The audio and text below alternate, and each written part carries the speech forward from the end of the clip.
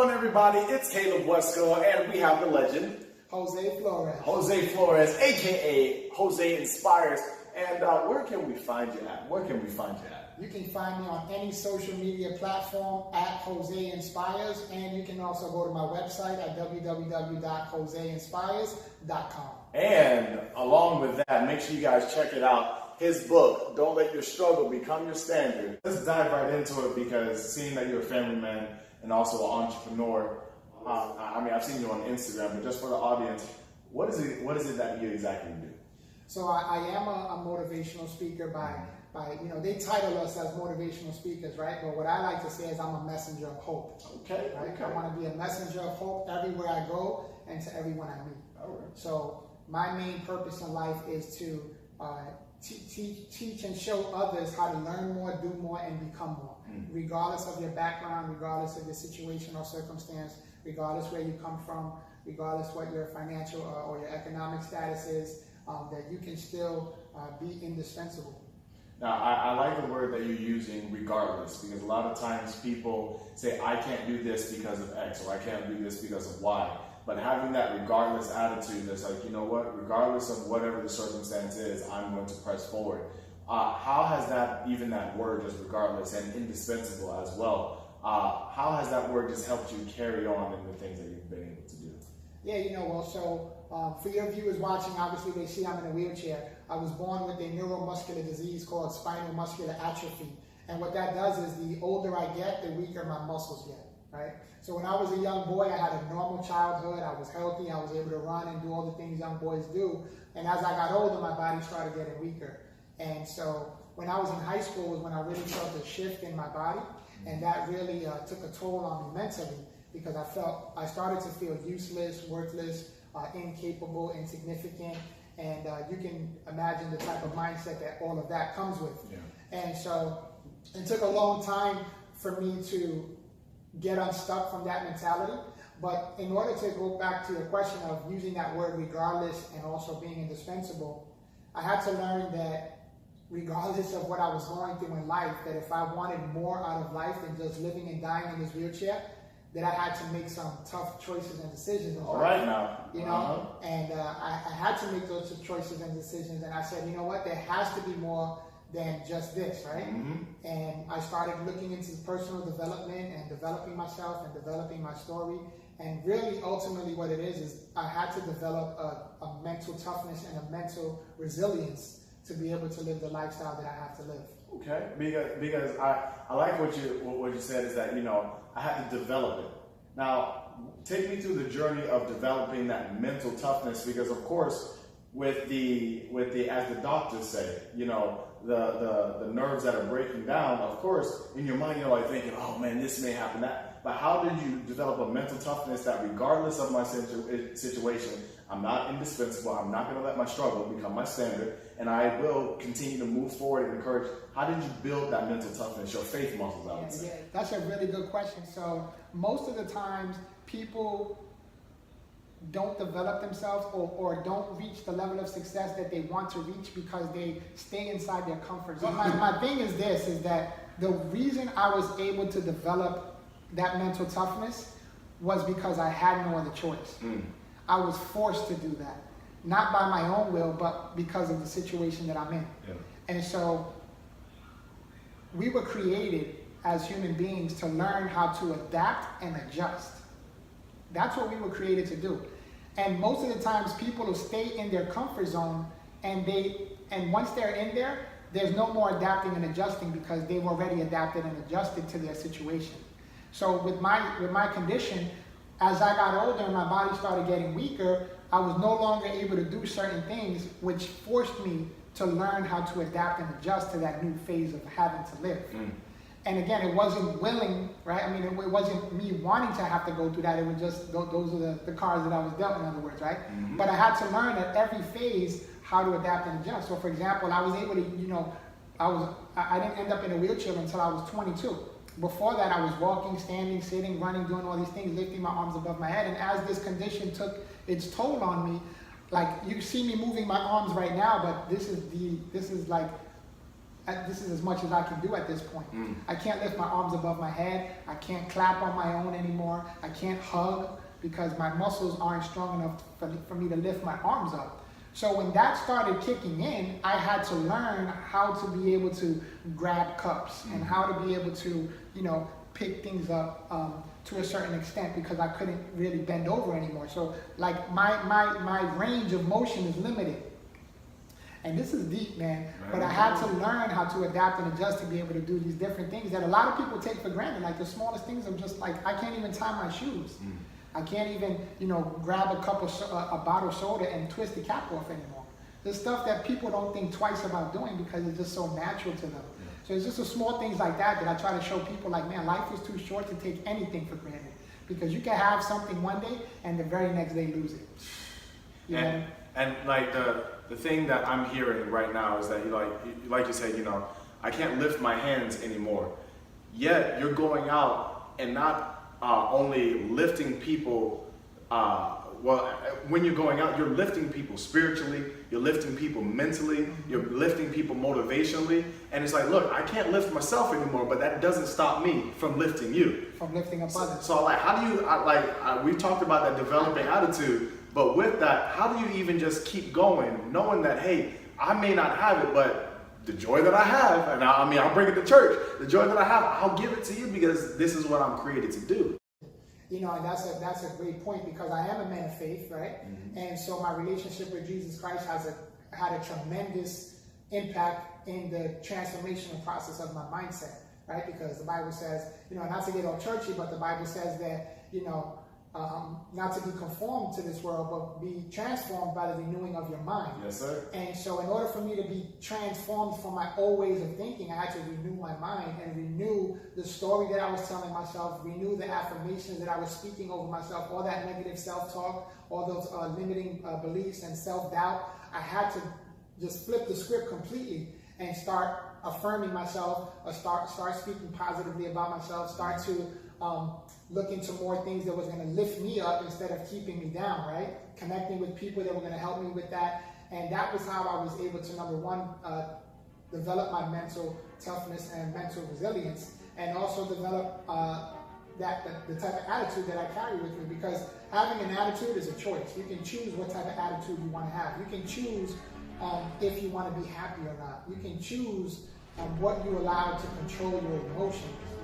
You can choose to control your emotions as well. And so I've learned how to build that type of mentality that says that, you know, I don't care what people think anymore, right? I used to be embarrassed at one point to take my shirt off to go in a pool or a beach because my body was looking underdeveloped. And so I got to a point in my life where I said, you know what, I'm not going to let this wheelchair defeat me. I'm not going to let this wheelchair define me. And I'm not going to let this wheelchair dictate my destiny. This is fire right now. I'm just saying, man, you're on fire right now. Come on.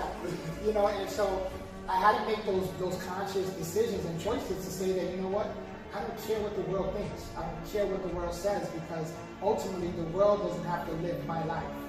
I have to live my life. You got to say that again. You said, what was that? The world doesn't have to live my life. That's so important, because many times, because of social media or different influences or different circumstances, we believe that the environment that's around us is where we're supposed to stay or what we're supposed to be. But the world's not living like your life. You're living your life. And with you living your life, you ultimately choose, like you said, or decide if I'm going to live a life of being mediocre, if I'm going to live a life of just kind of being so-so, or if I'm going to live my best life.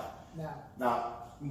Best life now. Not later, but now. What was one of your lowest points? Because a lot of times people get in low points and they sit there and they wallow and they can't move on from there. So just for even our listeners in itself, how did you transition to the point where you are right now? So the lowest point of my story was when I actually lost my ability to walk. Because, you know, walking is an important thing for you to be able to live life like normally, what people would say is normal, right? So being able to walk, and I literally lost my ability from one day to the next. So I was at my mom's house, and I was using a little scooter at the time. I was still able to walk, but my leg would get weak and give out on me, so I'd use a scooter. And I was literally just getting out of my scooter to take maybe 3 or 4 steps from my scooter to the sofa. And I'm 6 feet tall. and my right leg gave out on me, and I fell straight down like a sack of potatoes, and I broke all the toes in my right foot. So, you know how they say if you don't use it, you lose it. Right. And so I couldn't even put pressure on. I'm telling you, my foot was fat, like a little baby elephant foot, it looked like. And you know, you can't put a cast on your toes. You know, they just have to heal on their own. So it was like about 3 to 3.5 months where I wasn't even able to apply pressure on my foot. And so after those 3 months, when my bones healed, I tried to stand up and I couldn't anymore. My leg just kept on buckling out on me. And so I said, I can't even, you know, I was thinking about maybe a walker or maybe some crutches or a cane, but you know, with my condition, if my leg gives out, I didn't even have the upper body strength to break a fall. So I was like, man, then I'm done. You know, I couldn't even walk. So in my head, I'm like, oh man, my life is over. I'm 22 years old now. You know, when you reach, 22. I was 22 years old. Yeah. Right. So I'm thinking like, man, my life is about to just get started. I'm about to experience everything life has to offer, and then all of a sudden this happens, and now I'm in a dark place, and I'm like, my life is over. I'm gonna live with my mom my whole life, and she's gonna have to take care of me. My family's gonna have to help take care of me, and thank God I have a good family that has always been supportive of me and took great care of me. But my mind was going crazy at that time, so that would be the lowest point that I would say was a part of my story, was when I lost my ability to walk. Something that really struck me, what you said, the word done. A lot of people get to that point, it may be physically, mentally, where you just done. You just throw in the towel, you are done.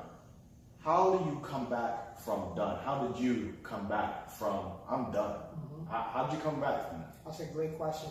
You know, and I was one of those people who felt done for several years. It took me, you know, a couple years, I don't know exactly how many, but it took me a few years to get out of my rut, right? To get out of that funk. And it was because I felt like incapable of doing anything productive or leaving a legacy. You know, I always wanted to, when I was younger, man, I knew that I was destined to become somebody great. Yeah.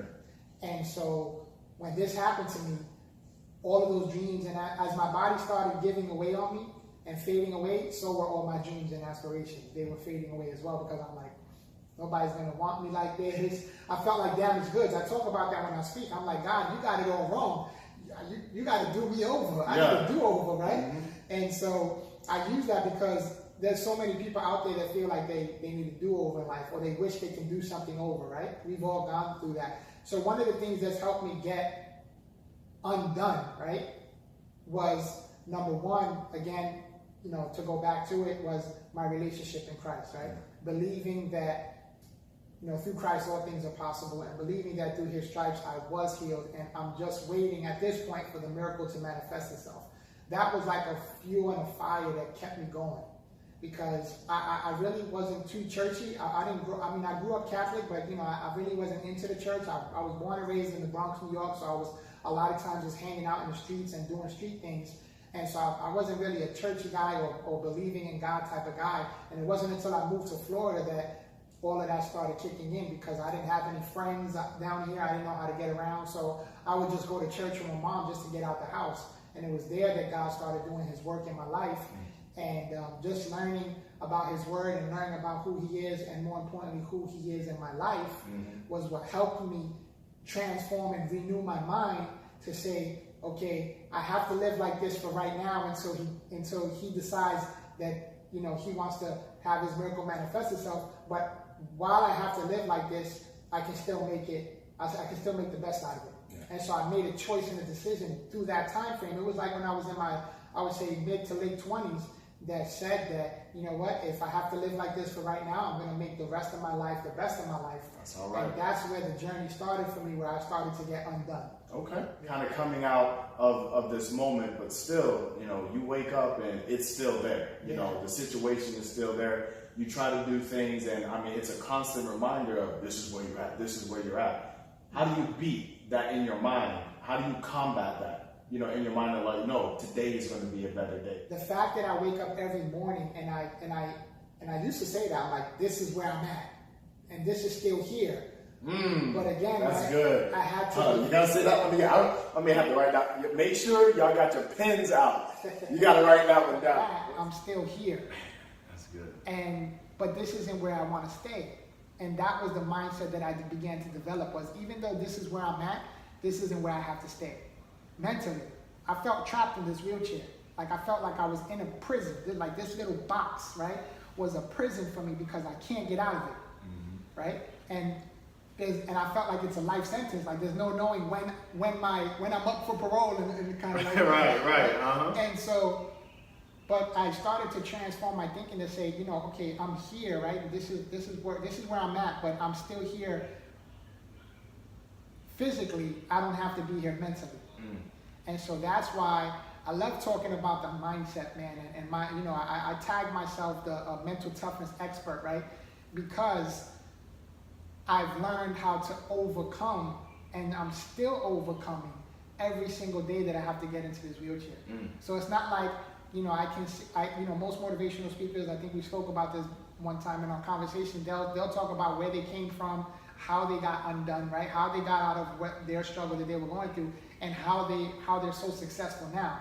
For me, it's like I talk about where I came from, how I got through that, and how I'm still getting through it on a daily basis, because every day I wake up, this chair is still waiting for me. And so, you know, I used to look at the chair like, oh man, I got to get into that thing again. But again, it was just a small mindset shift that went from saying that to saying, man, I can't wait to get in that chair because I can use that chair as a piece of equipment to help me get out into the world and show the world that no matter what you go through, you can still be effective, you can still be efficient, you can still be productive, you can still count for something. Come on now, count for something. Yeah. Man, you're dropping some fire right here. I'm kind of move into now the motivational speaking.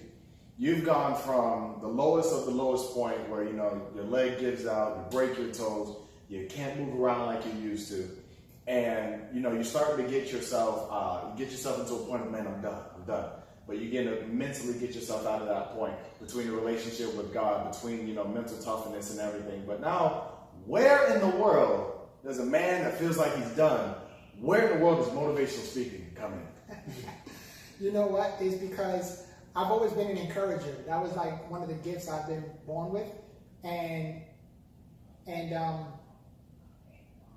I said to myself, you know, to go back, I felt like I was useless, right? So I had to figure out I was always focusing on the things that I couldn't do, right? I can't stand up. I can't lift my arms. I can't get dressed on my own. I can't. And I kept focusing, and I wrote about that in the book. I was focusing on the cannots, or the can't do's. And again, it was just another mindset shift that said, stop focusing on what you can't do and start focusing on what you can do. So I started writing down on a piece of paper, like all of the things that I can do. And then watching all these motivational speakers, I'm like, it just like a light bulb went off in my head. I'm like, well, wait a minute. These guys are just using their voice. Yes. So I may have lost my ability to walk and stand and lost my ability to move my arms, but I haven't lost my ability to use All my right voice. now. Yes, sir. You know? And so that has always been the main thing for me. Even when I was in grade school, I always used to get in trouble for talking. Like, who would have thought all these years later I'd be getting paid for talking? That's it. That's it. And so I was trying to show the teachers that I'm just practicing my calling, but they weren't trying to hear it. All right. But yeah, so I came to a point in my life where I said, how can I use what I can do to make a profit, right? So I talk about turning my pain into my purpose, and then my purpose into my passion, and my passion into a profit. Now, say that one. It's the 4 P's. I talk about the book. It's the 4 P's. I turn my pain into my purpose into my passion, and then my passion into a profit. And so with doing that, you can even add another P, which is I turn all of that into helping other people. Come on now. And so my passion and my desire, my drive, I wake up every morning with the question on my mind, who is out there that I can impact? Who is out there that needs me? Who is out there that I can inspire, that I can encourage, that I can motivate, that I can give hope to? And so I wake up with that question on my mind every single morning, and that's what fuels me every day to do what I can do and turn me into the person I am today, motivational speaker, inspirational speaker, whatever you want to call it. I'm just the person who's going to help get you unstuck and get through the struggle, because I'm going to help you push through until you get through. Come on now. See, Y'all can see why we interviewing him. There's so much fire. I'm telling you. Getting towards the high point where you found your purpose. I'm going to stop right there, but then I want to ask another question. Tell us probably a strategy that you would recommend to people that probably don't know what they want to do or can't find their own purpose. How do you find purpose? Many people ask themselves, right? Like, what on earth am I doing here? Why was I created? Or what was I created to do? And one of the things I share with people when I'm coaching them or training them or speaking to them that struggle in that area is just to ask yourself, what is it that you love to do? What is it that you love to do? What you love to do, guys. What do you love to do? And what would you do? What would you do? What would you do for wake up every morning and do for free? In other words, right? Like, what would you do and not even worry about getting a paycheck for because you love to do that thing that much? You know, like you wake up and you're like, man, I just love doing this. Whether it's writing music or, you know, help coaching people lose weight or into fitness or whatever it is, right? Whatever you wake up and love to do that you have a passion for, like, right? What are you passionate about? Those type of questions that you can ask yourself, you know, no one can answer those questions for you but you. Because you're the only one who knows what you love to do, what you're passionate about, you know. And once you can figure those two things out, more than likely you're going to be able to find your purpose right in between those two things. Okay. So it's what comes naturally to you. Exactly. Okay. What gifts were you born with? Yeah. Like for me, you know, I've always had the gift of gab. I've always been a people person. I've always liked talking to people, conversating. I was always reading magazines and newspapers just so that I can be informed, so that I can have a conversation with anybody. I can have a conversation with the janitor about something, or I can have a conversation with a CEO or an executive about something. So I was always well informed so that I can have those conversations whenever they would arise. And so that's one of the things that I was able to do to be able to use my gifts. Okay. You know, the gift of gab, talking. Now, that does sound familiar to somebody that I've watched on YouTube and somebody that you've had the pleasure of meeting, Mr. Les Brown. Through your motivational speaking, who are some of the highlight people that you've met, and how did you feel when you done it? Because actually, you talk about a story in your book of how some things came together where you met a certain speaker, and you weren't going to go to the event. I don't want to tell the whole story, but you know what I'm talking about? You went to the event, you weren't going to get your packet, but then after you gave your packet, they put it to the person in the back of the stage. Yeah. Give me the whole story about how that happened and how that unlocked the door for you to meet a bunch of influential people moving forward. So, you know, Les Brown is very key in my life, and he was actually the one that I was following who inspired me to become a motivational speaker. I just connected with his story, I connected with his authenticity and his transparency, and I connected with his message.